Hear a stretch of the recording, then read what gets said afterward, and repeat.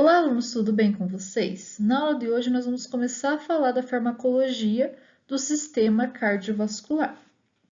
Relembrando um pouquinho da fisiologia, o nosso sistema cardiovascular ou sistema circulatório ele é composto por coração, rede de vasos sanguíneos e de sangue. E ele tem diversas funções. Entre elas nós temos o transporte, a regulação e também a proteção do corpo. Nós temos o transporte de gases. Quando nós levamos o oxigênio que foi obtido nos pulmões para os tecidos e levamos o dióxido de carbono dos tecidos para o nosso pulmão, para fazer a troca gasosa. Então, essa é uma das funções. Nós também temos o transporte de nutrientes. Então, o nosso sangue ele vai pegar os nutrientes lá do tubo digestivo e vai enviar esses nutrientes para as outras regiões do corpo. A outra função é a retirada de resíduos metabólicos ou transporte de resíduos metabólicos. Então, durante a respiração celular ou até mesmo a metabolização de algumas substâncias pelo nosso fígado, nós temos um resíduo, né? Um resíduo metabólico. Então, esse sangue, né, o sistema circulatório em si, ele vai retirar, transportar esses resíduos para outros órgãos para que ele seja eliminado para o meio externo, como por exemplo a excreção na urina ou nas fezes. O outro objetivo, né, outra função, melhor dizendo, do sistema cardiovascular é o transporte de hormônio. Então, o hormônio ele vai ser produzido em uma glândula ou por uma célula e vai ser diretamente no sangue. Então, vai ser transportado pelo sangue até o órgão onde ele vai ter efeito, onde nós vamos ter a ação desse hormônio. Nós também temos o intercâmbio de substâncias, né? O intercâmbio de materiais. Então, o sangue ele consegue levar, por exemplo, glicose para o tecido e retirar algumas substâncias desse tecido e enviar para outros tecidos, que é bem comum, principalmente quando a gente fala aí de substâncias produzidas pelo fígado, por exemplo. Né? A gente sabe que no fígado nós temos uma grande quantidade armazenada de glicogênio que vai ser quebrado e vai liberar glicose. Então, nós retiramos a glicose lá do fígado e levamos para as outras células do corpo. Nós temos também o transporte de calor. Então, o sangue ele também é utilizado na distribuição homogênea de calor pelas diversas partes do corpo. Ele vai colaborar com a manutenção da temperatura adequada em todas as regiões. E ele permite ainda levar calor até a superfície do corpo, até a pele, para que nós possamos perder esse calor para o ambiente e diminuirmos a temperatura interna do nosso corpo. Isso também é muito importante. Então, além de transportar calor, ele vai auxiliar na diminuição do calor da temperatura do nosso corpo, principalmente em dias quentes. Por isso que quando a gente está com muito calor, o nosso rosto fica vermelho, nossas mãos, né, nossa pele, vamos dizer assim, fica mais vermelha, porque nós vamos ter grande quantidade de sangue nessa região para que esse sangue consiga resfriar e possa aí resfriar os órgãos internos. Então, ele é bem importante também em relação ao transporte de calor. O sistema cardiovascular ele também atua distribuindo os mecanismos de defesa do organismo, né? Então, no sangue nós temos anticorpos e células fagocitárias que vão contribuir para a nossa defesa contra agentes infecciosos e tem essa função muito bem estabelecida. Outra função muito importante do sangue é a coagulação sanguínea, então nós temos circulando no sangue as plaquetas, que têm a função de coagulação do sangue, e elas vão auxiliar aí na cicatrização de algumas regiões, evitando o vazamento e até mesmo o rompimento dos vasos sanguíneos. Então, essa também é uma função muito importante do sistema cardiovascular. Na aula de hoje, nós vamos falar sobre os fármacos que afetam a função cardíaca, então que vão atuar aí no nosso coração. Na próxima aula, nós vamos falar sobre os fármacos que afetam a função vascular. Eu dividi para não ficar muito extenso, tá, pessoal? Então, por isso que eu acabei dividindo em duas aulas. Então, em relação aos fármacos que afetam a função cardíaca, nós temos fármacos que afetam diretamente as células do miocárdio, então eles vão atuar na célula. Temos fármacos que afetam indiretamente a função cardíaca e esses fármacos eles têm ação sobre o sistema vascular. Porém, por causa deles atuarem nesse sistema, eles vão afetar a função do nosso coração. E nós temos fármacos ainda que atuam como antagonistas do cálcio, afetando a função cardíaca por ação direta sobre as células do miocárdio.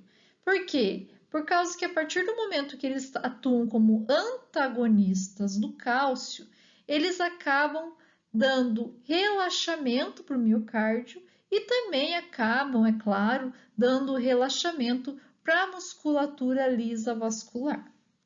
A primeira classe de fármacos que nós vamos conhecer são os fármacos antiarrítmicos. Esses fármacos eles vão atuar diretamente sobre as células do miocárdio e eles podem ser divididos em 4 classes. A classe 1 são os fármacos que atuam bloqueando os canais de sódio dependentes de voltagem. A classe 2 são os fármacos que atuam como antagonistas dos receptores beta-adrenérgico. A classe 3 são os fármacos que atuam bloqueando os canais de potássio. E a classe 4 são fármacos que atuam como antagonistas do cálcio. Então, vamos conhecer cada uma dessas classes. A primeira classe de fármacos que nós vamos falar são os fármacos da classe 1. Então, como eu já comentei com vocês, esses fármacos eles vão atuar bloqueando os canais de sódio. Eles vão se ligar lá no sítio da subunidade alfa desse canal e vão inibir a entrada de sódio na célula. A partir do momento que ele inibe a entrada de sódio, ele inibe a propagação do potencial de ação, fazendo com que as células do miocárdio elas não se contraiam porque não teve potencial de ação. Essa inibição da propagação do potencial de ação é conhecida como estabilizadora de membrana. Por quê? Porque ela diminui esse potencial de ação, faz com que ele seja menos frequente, estabilizando a membrana e, consequentemente, diminuindo a arritmia ou cessando a arritmia cardíaca. Ela vai atuar melhor, esse grupo de fármacos vai atuar melhor quando os canais já estão abertos. Então, ele vai se ligar no canal aberto e não vai deixar o sódio entrar para a célula. Outra característica interessante desse grupo é que ele acaba mantendo a despolarização por mais tempo e também a repolarização por mais tempo, fazendo com que o coração ele bata mais compassadamente, digamos assim, fazendo com que a frequência cardíaca volte a ser mantida. Então, ele vai bloquear a estimulação de alta frequência do miocárdio, que vai acontecer aí quando a pessoa tem arritmia. Esse grupo de fármacos ainda é dividido em subclasses. Então, nós temos a subclasse 1A, que é constituída por fármacos que prolongam a refratariedade e também retardam a condução do impulso nervoso. Entre esses fármacos, nós temos a disopiramida, procainamida e também a quinidina. Nós temos o fármaco, a subclasse 1B. Esses fármacos eles vão encurtar o tempo refratário e também vão exercer pouca condução nos tecidos normais, então ele vai atuar melhor no tecido cardíaco. Como fármacos, nós temos a fenitoína e a lidocaína, que também têm ação como anestésico local e vai ter uma ação bem semelhante a essa, inibindo os canais de sódio. E no grupo 1C, nós temos que esses fármacos, né, que na verdade no mercado brasileiro atualmente só existe a propafenona com esse tipo de ação, esse fármaco ele vai aumentar a condução acentuadamente lenta, ou seja, nós vamos ter uma diminuição na condução do impulso nervoso. Tá? Então, não é que ele aumenta, até pode ser que vocês tenham entendido um pouquinho errado. Ele não aumenta a condução, ele faz com que essa condução seja lenta. Então, o impulso nervoso ele vai ser mais lento. Como efeitos adversos, nós temos diversos efeitos. Aqui eu coloquei os mais comuns. São náusea, vômito e cefaleia. Na classe 2, nós temos os antagonistas beta-adrenérgicos. Então, vamos lembrar o que acontece nesse receptor beta-adrenérgico. Quando nós temos a liberação de noradrenalina ou adrenalina, essa adrenalina ou noradrenalina, ela vai atuar nos receptores beta 1, beta 2 também, né? Beta 3 pouco, mas também atua no beta 3. Em relação aos receptores beta 1, que é os receptores do nosso coração, o que vai acontecer? Ele vai aumentar o fluxo de sódio e cálcio para dentro da célula, fazendo que tenha uma alta velocidade de despolarização e aumenta a frequência cardíaca. Então, quando nós levamos um susto, o nosso sistema nervoso simpático faz com que ocorra a liberação de adrenalina e noradrenalina, né? E aumenta a frequência cardíaca. Se nós tomamos um medicamento que é antagonista do receptor beta, o que vai acontecer? Nós vamos diminuir o influxo de sódio e cálcio, não vai ter velocidade de despolarização e a frequência cardíaca vai diminuir. Então, é assim que esses fármacos atuam. Então, eles vão reduzir o efeito do exercício ou excitação cardíaca provocada pela adrenalina ou pela noradrenalina. Ele também atua aumentando o período refratário no nó atrioventricular. Então, ele faz com que não ocorra uma ação tão rápida nesse nó atrioventricular e acaba impedindo as crises de taquicardia. Mas assim, pessoal, nós temos receptores beta 1 no coração e receptores beta 2 no músculo e nos brônquios. Alguns medicamentos, eles são seletivos para beta 1, outros não. Então, se ele for seletivo para beta 1, só vai ter função no coração. Agora, se ele não for seletivo, se tiver ação, por exemplo, no beta 2, que é nos brônquios, ele pode fazer constrição dos brônquios e tem que se cuidar, por exemplo, em paciente asmático, não se deve utilizar esse tipo de medicamento. Como eu falei para vocês no slide anterior, nós vamos ter os bloqueadores beta não seletivos, que vão atuar tanto em beta 1 quanto beta 2, como o carvedilol, o propanolol e o timolol. O timolol ele é mais utilizado em preparações oftálmicas, tá, pessoal? Ele vai atuar diminuindo a pressão ocular. Já os bloqueadores beta 1 seletivos, ou seja, que vão atuar somente no coração, nós temos o atenolol, o bisoprolol, o esmolol e o metoprolol. Os fármacos da classe 3, eles vão atuar bloqueando os canais de potássio. Então, a partir do momento que nós temos o bloqueio desse canal de potássio, nós não vamos ter a repolarização da membrana. Então, se a gente não tem a repolarização, nós não vamos ter novamente a despolarização. Vocês lembrem lá da aula que eu dei de sistema nervoso para vocês. Então, por causa desse bloqueio dos canais de potássio, nós temos um prolongamento do potencial de ação cardíaca, aumentando a pós-despolarização. Então, o que acontece? Ele vai ter um potencial de ação mais intenso, mas menos frequente. E a propriedade desses fármacos antiarrítmica pode ser variada, então ela pode ser extremamente potente dependendo do fármaco utilizado. Entre esses fármacos, os mais utilizados no Brasil são a amiodarona e o sotalol. Os fármacos da classe 4 eles vão atuar bloqueando os canais de cálcio dependentes de voltagem. Então, eles vão fazer com que ocorra uma redução na concentração, de cálcio intracelular.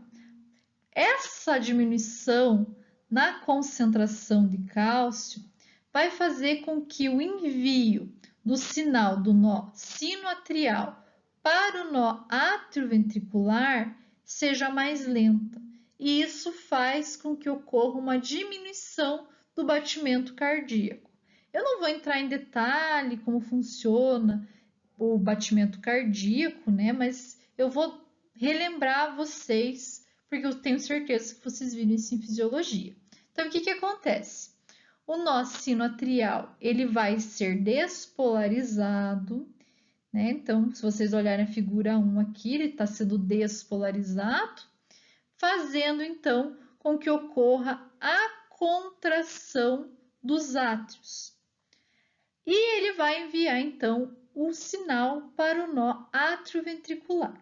Esse nó atrioventricular vai se despolarizar e vai, então, enviar o sinal para o ápice do nosso coração para que ocorra a contração ventricular. Por quê? Aqui tem que contrair primeiro para enviar o sangue do átrio, né, que entrou pelo átrio, para o ventrículo. E o ventrículo, então, ele contrai enviando sangue ou para o resto do corpo ou para o pulmão. Se nós tivéssemos uma contração junto, toda a região junta, né, simultaneamente, nós não conseguiríamos enviar o sangue para o nosso corpo. Então, por isso que temos a contração primeiro dos átrios e depois dos ventrículos, tá? Então, só para vocês relembrarem um pouquinho aí de fisiologia. Então, se nós temos um fármaco que bloqueia a entrada dos canais de cálcio, nós não vamos ter uma sinalização tão frequente para o nó atrioventricular. E isso faz com que nós tenhamos, então, uma contração mais lenta da região aqui dos ventrículos, fazendo com que, então, o batimento cardíaco seja menos frequente. Como medicamentos dessa classe, nós temos o verapamil e o diltiazem. Nós temos também fármacos que vão atuar aumentando a contração do miocárdio. Então, vão aumentar a força da contração muscular do nosso coração. Entre esses fármacos que atuam com essa função, nós temos a classe de glicosídeos cardíacos. Então, eles vão atuar aumentando a força da contração e vão diminuir tanto a frequência cardíaca como a velocidade da condução no átrio ventricular. Entre esses fármacos, nós temos a digitoxina, a digoxina, que é um dos fármacos mais utilizados dessa classe, e o deslanósido, desculpa pessoal. Esses glicosídeos cardíacos, eles atuam inibindo a bomba de sódio e potássio nos miócitos cardíacos. Então, eles vão se ligar na porção extracelular da subunidade alfa da bomba sódio e potássio, fazendo com que ocorra um aumento na concentração de sódio dentro da célula. A partir do momento que nós temos uma grande concentração de sódio na célula, nós vamos ter um aumento na troca de sódio e cálcio pelo transportador de troca sódio-cálcio. Então, esse transportador vai fazer com que ocorra um aumento de cálcio dentro da célula e também no retículo sarcoplasmático, fazendo que ocorra uma liberação maior desse cálcio em cada potencial de ação. Então, toda vez que o potencial de ação chega nessa célula, nós vamos ter uma liberação maior de cálcio. E isso faz com que ocorra um aumento na contração, ou seja, a contração ela é mais forte por causa da alta quantidade de cálcio que tem nessa célula. Os glicosídeos cardíacos eles são utilizados para diversas funções. Eles aumentam o débito cardíaco, como a gente já comentou. Ele diminui o volume sanguíneo, a pressão venosa e também o tamanho do coração. Ele reduz edema e ele também aumenta a diurese, ou seja, ele aumenta a micção, né? Você vai aumentar a quantidade de xixi quando você utiliza esse medicamento, porque ele atua lá na bomba de sódio e potássio. Uma das grandes desvantagens desse grupo de fármacos é a margem de segurança. Por quê? Porque o efeito dele, né, a concentração de medicamentos, desse medicamento que a gente precisa para ter efeito, é muito próximo a dosagem tóxica. Então, tem que se estudar muito antes de indicar esse medicamento para o paciente, porque a margem de segurança dele é baixa, tá? Em relação aos distúrbios gastrointestinais, são observados náusea, anorexia, vômito, dor abdominal e diarreia. Em relação aos distúrbios neurológicos, nós vemos pacientes com fadiga, depressão, cefaleia, sonolência, confusão, vertigem, fraqueza e desorientação. E nós temos ainda distúrbios oculares, como fotofobia, midríase, percepção modificada da cor e até mesmo cegueira temporária. Então, tem que se cuidar muito com esse medicamento, porque além desses distúrbios, além da margem de segurança, ele também pode ocasionar disfunção sexual, ginecomastia, sudorese e também reações de hipersensibilidade. Então, pode causar alergia a alguns pacientes, então tem que cuidar com isso.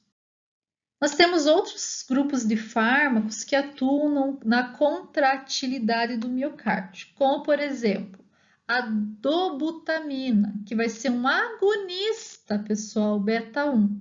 Então, ele vai aumentar lá, né, ele vai atuar naquele receptor, aumentando, facilitando a contração.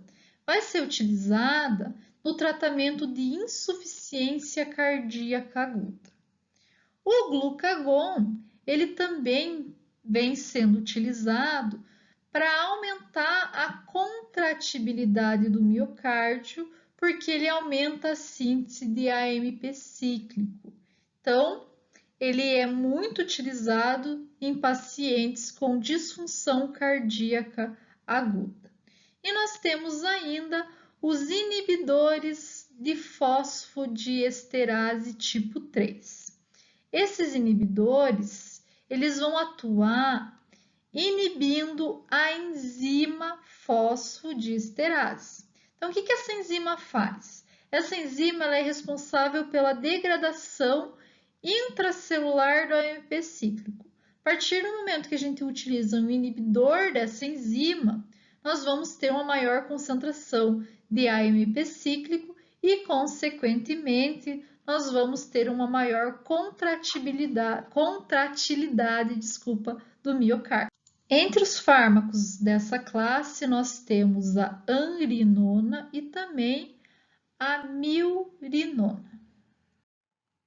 Outra classe de fármacos que nós vamos ver hoje são os fármacos antianginosos. O que acontece? Quando nós temos um estreitamento na artéria que conduz o sangue para o coração, nós temos a angina.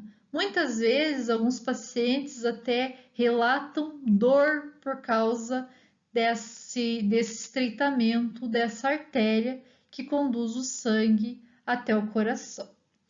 Em relação aos fármacos antianginosos, nós temos fármacos que melhoram a perfusão do miocárdio e reduzem a demanda metabólica, como os nitratos orgânicos. Nós temos fármacos que atuam como antagonistas de cálcio e, consequentemente, reduzem a frequência cardíaca. E nós temos os beta-bloqueadores, que também reduzem a frequência cardíaca. Os nitratos orgânicos no nosso organismo, eles são metabolizados e liberados como óxido nítrico. O óxido nítrico, ele ativa a guanilil-ciclase. Essa guanilil-ciclase vai atuar aumentando a formação de monofosfato cíclico de guanosina, o GMP cíclico. Esse GMP cíclico ativa a proteína quinase G. Essa proteína faz com que ocorra desfosforilação das cadeias leves de miosina, fazendo com que ocorra um sequestro de cálcio intracelular, que faz, então, com que ocorra a vasodilatação. A partir do momento que nós temos o sequestro de cálcio intracelular, nós vamos ter o relaxamento da musculatura. Então, a partir do momento que eu tenho o relaxamento dos meus vasos sanguíneos, eu vou ter a vasodilatação. Nós temos como efeito adverso a hipotensão postural, que é aquela tontura ao se levantar, e também cefaleia. Os antagonistas de cálcio, eles também são conhecidos como bloqueadores da entrada de cálcio, porque eles bloqueiam a entrada de cálcio dentro da célula. Então, eles vão alterar o canal alostericamente, impedindo a entrada de cálcio. E daí vocês já sabem como que ele atua, né? Porque eu já comentei com vocês nos slides atrás. Então, quais são os antagonistas utilizados como antianginosos? O verapamil, nifedipino, alodipino e diltiazem.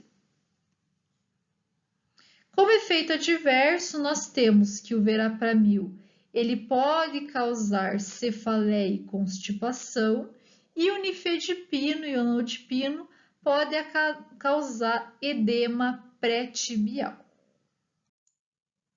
Os beta-bloqueadores, a gente já falou bastante sobre eles. Eles vão também ser utilizados na profilaxia e tratamento de angina. Eles vão reduzir o consumo cardíaco de oxigênio também, porque eles vão diminuir o batimento cardíaco. E eles vão atuar, né, claro, como antiarrítmicos. Então, pessoal, eles são utilizados tanto como antiarrítmicos, como também antianginosos. Na próxima aula, nós vamos falar sobre o sistema vascular. Essa semana eu ainda não consegui repor a aula da semana passada, mas não se preocupem que eu vou repor na sequência essa aula, tá, pessoal? Fiquem tranquilos em relação a isso. Espero que vocês tenham gostado da aula e até a próxima semana. E um bom final de semana, é claro.